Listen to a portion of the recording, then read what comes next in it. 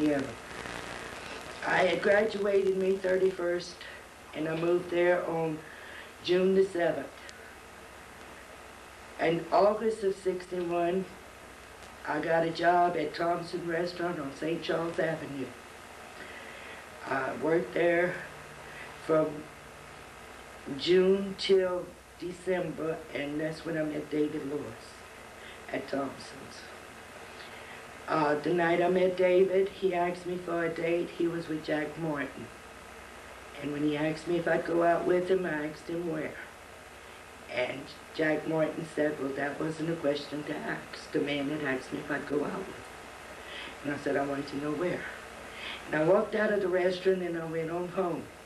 2 nights later, he was back, and he asked me if I'd go out with him. So I went out with him. We went and we sat in the park off of St. Charles Avenue, which faces the back of Guy Banister's office.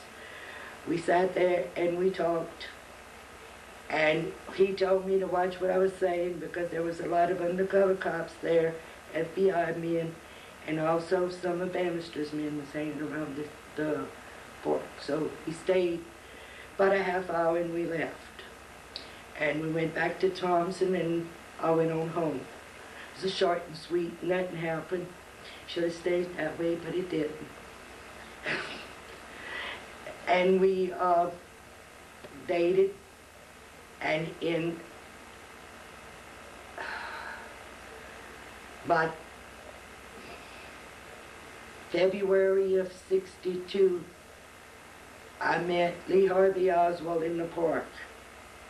When I asked David who he was, he told me he was a man that had an apartment in the same building that Guy Banister had. At the time when I met David, he was working for Guy Banister as a private detective. And later on, he told me that Lee Harvey Oswald had some rifles, guns, in a closet at Guy Banister's office. I don't know what happened, I wasn't told, but Guy Banister ordered Lee Harvey Oswald to take the guns out of the closet in his office, and he transferred it upstairs. It seemed that at the time it had caused a rift between Oswald and Guy Banister. So David kept hanging around with him, and in April of '62, David and I left New Orleans and we moved to Houston. That is where we got married. Sometime in 1962, we moved back to New Orleans. David wasn't working for Guy Banister anymore, and he was hanging around with Jack Morton and still hanging around with the guys that was working for Guy Banister, but as far as I knew, he wasn't working for Guy Banister. He was working for Trailway bus stations. And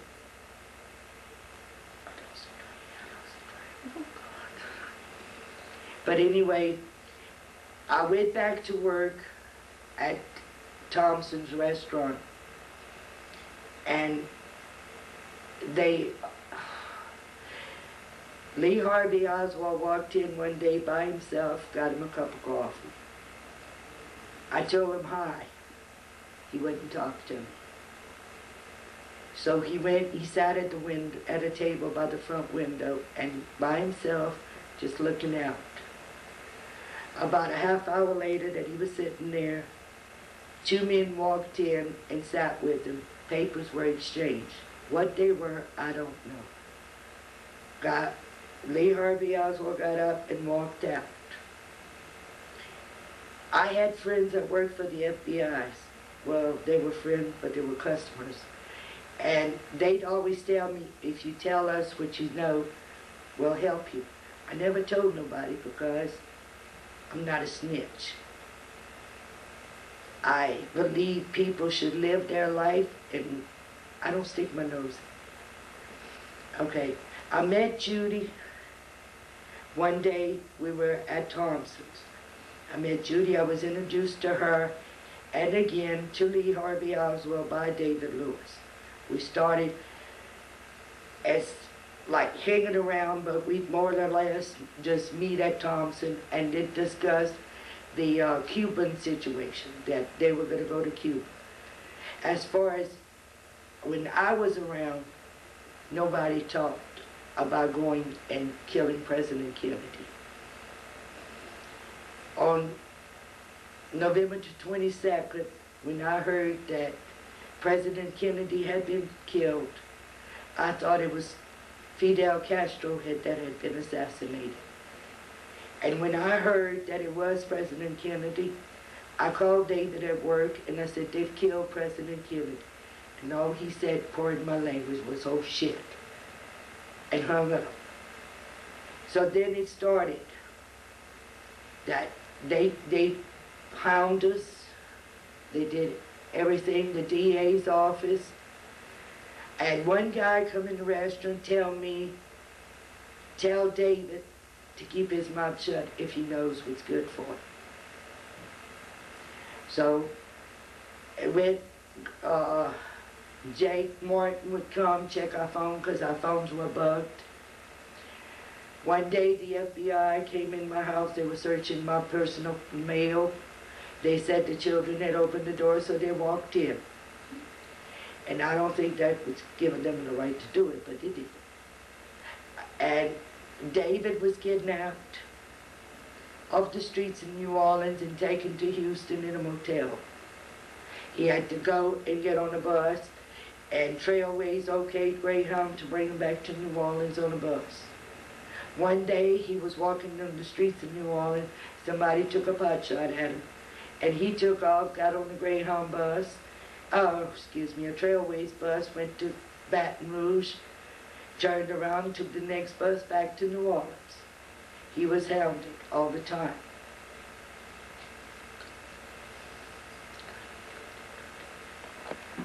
Okay, one day I was getting ready to go to work. My phone rang and my sister was on the phone. And she asked me what was going on, what are you doing? And I said, I'm getting ready to go to work. She says, what's going on over there? I said, nothing. I said, why? She says, because Mama's worried. We seen y'all on TV walking out of y'all house with the kids, and they said that y'all were leaving town. Where were y'all going? I said, I didn't go nowhere. I got to go to work. And I went to work. The next morning, I got up to go to work. I had a car parked across the street from my house. And when I took off walking to the corner, the car followed. When I walked to Canal Street, the car followed. They stopped on the opposite side of the road, and they gestured for me to go over, and I wouldn't go over. So I seen a police car coming and a bus coming. So I flagged the police car, told them that the men were soliciting me to commit prostitution, and when they went to talk to the men, I got on the bus and I went to work. They came over there and they told me they were investigators for the district attorney's office, and did I think I was smart. Told them I was smarter than they were. Mr. Jim Garrison called me at home and told me that I had to go in and give a statement on what I knew. I told the man I didn't know nothing, I didn't want to know nothing. He told me he would have me picked up and brought to his office. Told Jim Garrison I was 5 months pregnant. If I lost my baby, I was going to sue him and the city of New Orleans. So they left me alone.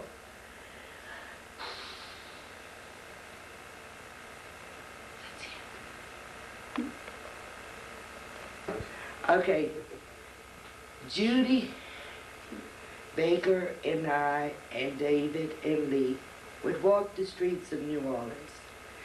It was walking and talking. We used to go to the old Preservation Hall, listen to jazz music together. We used to hang around Thompson's together. One night, Lee Harvey Oswald, while I was at work, his wife called the place and asked me if her husband was in there. And I told her, I said, honey, my job is to serve your husband, not to tell you who he's with. And I hung up. And him and Judy left, and not long after, his wife walked in. She says, I know he was in here. I said, oh well, I don't know who your husband is, lady, to begin with. So we'd go to the 500 Club, and that we met there. There was me, Judy, David, Lee. We met with Carlos Marcellus and Jack Ruby. And if you ever been to the 500 Club, when you walk through the door, and it's just to let you know that I've been there, the bar is to your right. You walk in, and then you turn to your right, and you look straight up, and there was Carlos Marcellus's office. And he had a two-way mirror up there, which was his, which he watched the people make sure they didn't steal from him. Carlos Marcellus was a very nice, distinguished-looking gentleman. If you didn't know what he was, that he was involved with the mafia, you could have really fell in love with him. And when the night I first met Carlos, I asked him if it was true what people actually said about him. And he told me, yeah. And going back on Judy, Judy and I, at the time, was not friends. Judy was a little stuck-up girl. She thought she was better than anybody else, and she hung on to Lee Harvey Oswald's arm like she thought that I wanted to steal him from her. Lee Harvey Oswald was a very possessive man. When he told Judy to jump, she better ask just how high.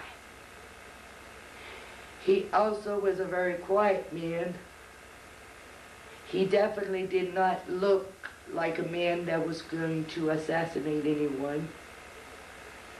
He was, like I said, quiet. He listened to what other people had to say, but never commented on anything. When he spoke, you had better listen to what he had to say.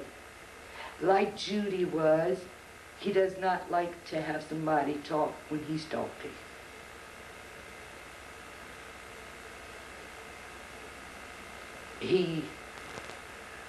I don't know, he just, well, to tell you the truth, he was not my type. Even though I don't think David Lewis was my type either, but I found that out later. David, I'll give you a description of David Lewis. David Lewis was this man, he was 5'8". He wore his hair in what the people used to call a pompadour. He wore a black suit with a snowy white shirt and a black tie. His shoes were all black, and when you'd look at him, you could comb your hair in them. He might not have had 2 nickels to rub together, but his shoes and his suit was immaculate. I had 5 children with David. 2 he claimed were his, 3 he didn't. The man gave me $60 a year child support and expected me to feed 5 children on $60 a year.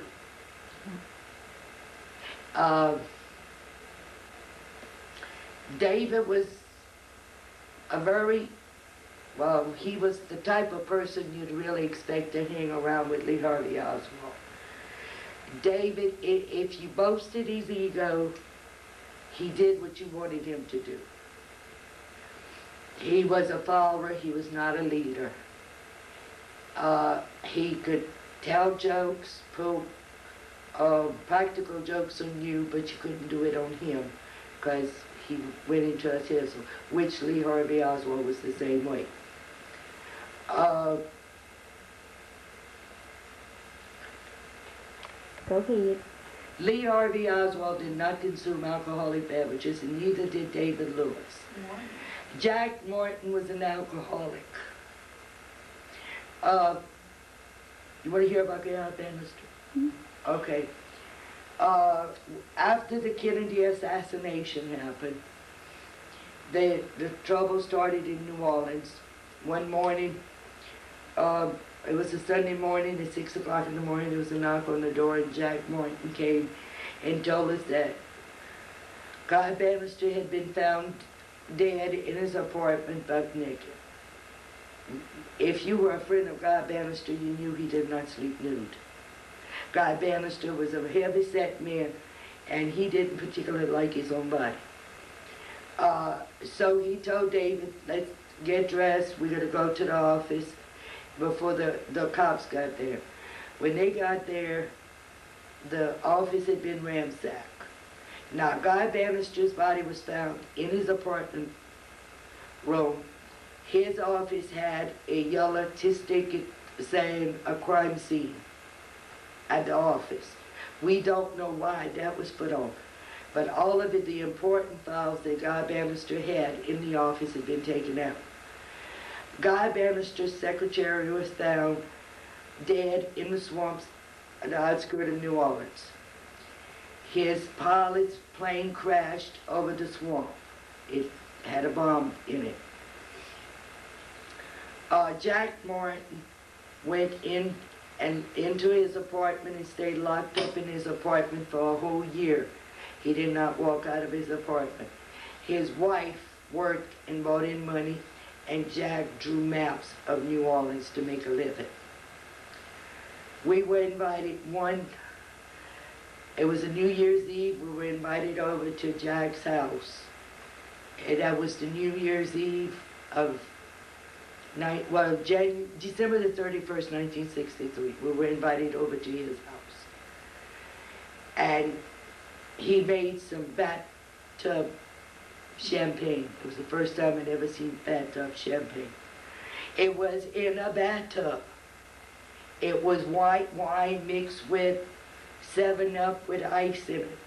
And I wouldn't drink it because I wasn't drinking anything out of a bathtub. And Jack told David to get out of town because things were getting hot. And David told him he knew things were getting hot in New Orleans, but he couldn't afford to leave. How about Dave Ferrie? You want to tell him when you saw Dave? Dave Ferrie, I seen David Ferrie at the 500 Club. The 500 Club was mostly the meeting place besides Thompson. Thompson was the poor people's place. 500 Club was for the high-class people. We were there, and David Ferrie was there. David Ferrie, my opinion, was a con man. He conned people into doing what he wanted, just like Lee Harvey Oswald. He didn't like me. I don't know why, but he did. I didn't like him either. I didn't like his toupee. It looked like a rug. Who else? Well,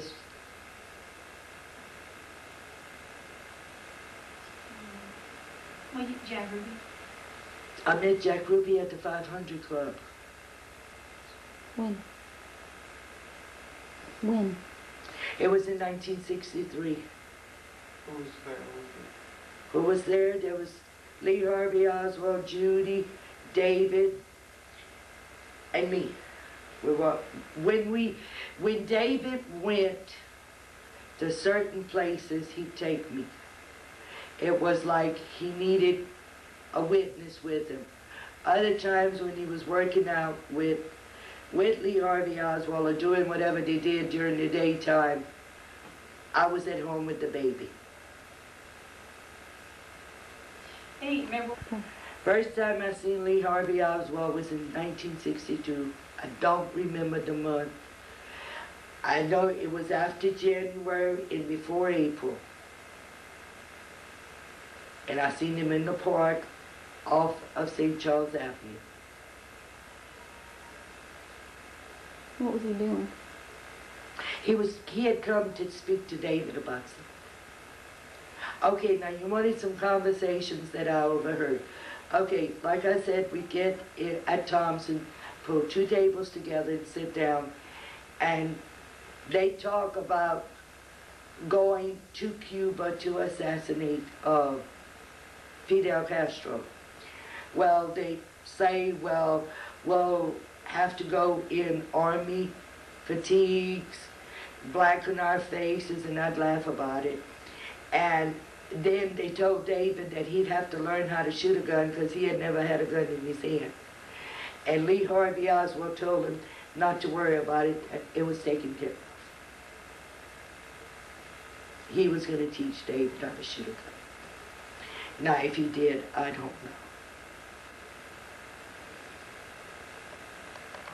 I think this is great. Keep going. Okay, I was asked what I thought was going on between Judy and Lee Harvey Oswald. Well, when two people, which is male and female, are together the way they were and acted together the way they did, there's only one conclusion you can put to this. She was his mistress. And when you're his mistress, you got to be to bed with him.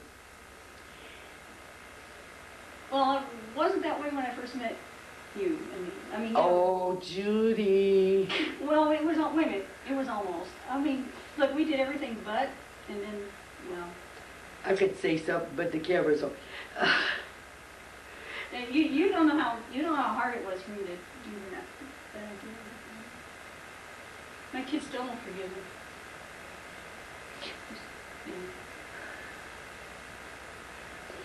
How did you feel as you were a housewife and a mother, even though you worked, you were bringing in an income, that Judy and these guys were talking about killing the head of state of another country, and there you were just trying to make a living? Did you feel like they just didn't live in your reality? I thought it was a joke. I mean, it's like I tried to explain to my children now. They've known about this. They knew that I knew Lee Harvey Oswald. They knew that I was involved, well, really not involved in the conspiracy, but I mean, in some way I was. They knew all of this. But then after I met Judy and we started talking and the kids was there. See, my kids are all grown now. There's no more little babies. And Mama, why? Why? I said, I'll explain it to you like this. When you were younger, and you and your friends were sitting around talking about going egging a house on Halloween night, wasn't that one big joke, sitting around talking about going and actually egging this person's house? Well, yeah. So then y'all got up and y'all went and y'all did it. Yeah. I said, then y'all were scared that the cops would find out who done it. Yeah. I said, this was the whole idea of what we were doing. We were young. I said, I was 19 years old. Judy was 18. David was 21. We were just a bunch of young people. Yes, I was married. I had a baby. But the thing was, I was still young. And we'd sit around there and we'd talk about this. It was, to me, I don't know about them, was like a big joke.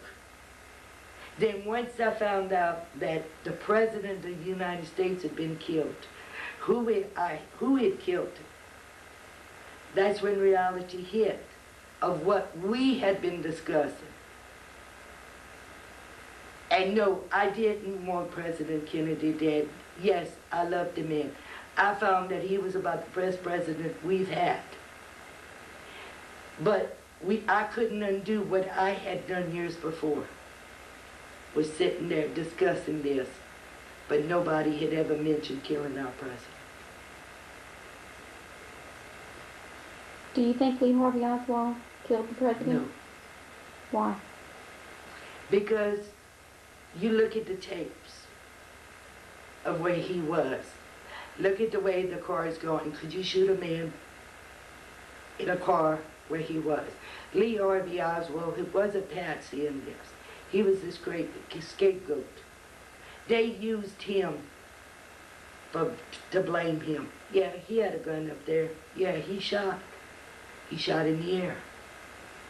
To let whoever was in that grassy knoll know exactly where the president's car was at. And that's when they shot him. Now, is View that the something tape. you have pre-knowledge of? Or No, that's I something don't you- have pre-knowledge of it.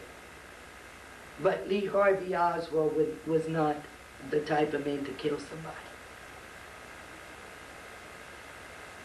That's, Well, what about him talking about killing Castro?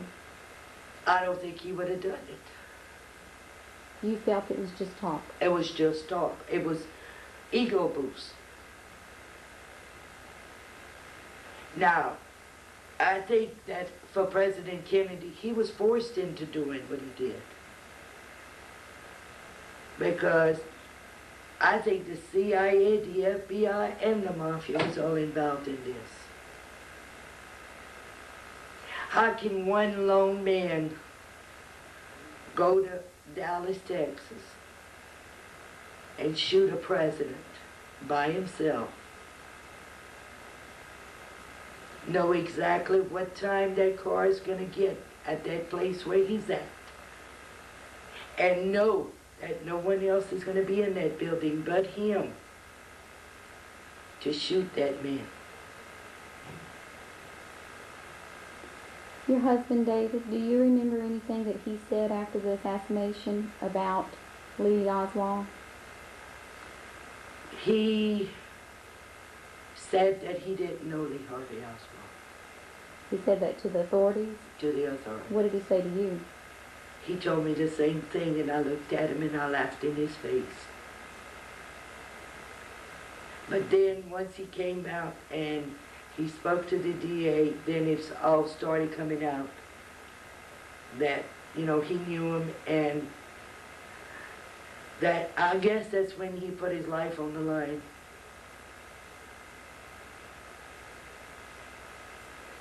Did you ever meet Jim Garrison? No, but I spoke to him when he ordered me to his office to go give a statement.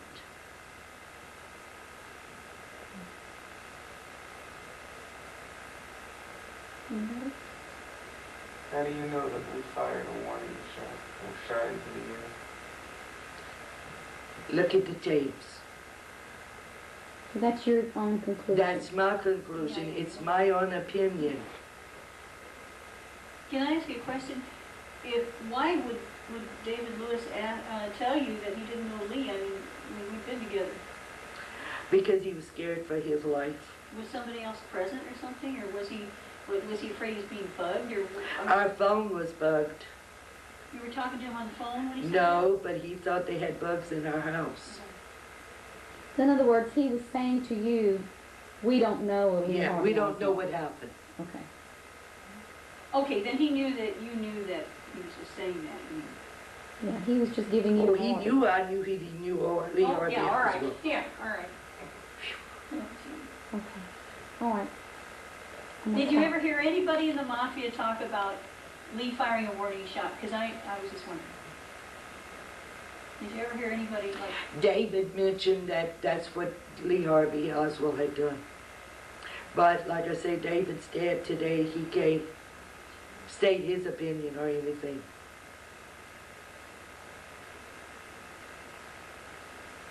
You're David, you're talking about. Yeah, Lewis. David Lewis. Okay. All right. By the way, David died May the 5th, 1998 of cancer.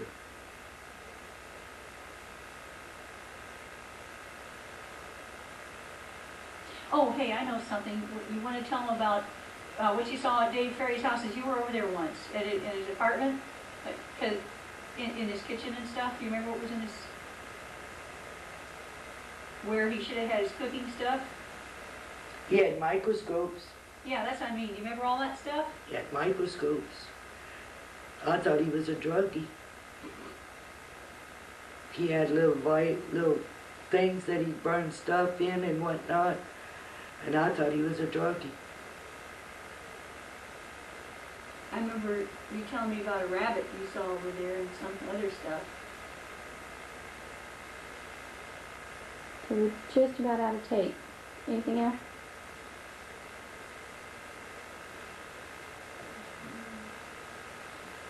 I'm fine. I'm happy with what we've got.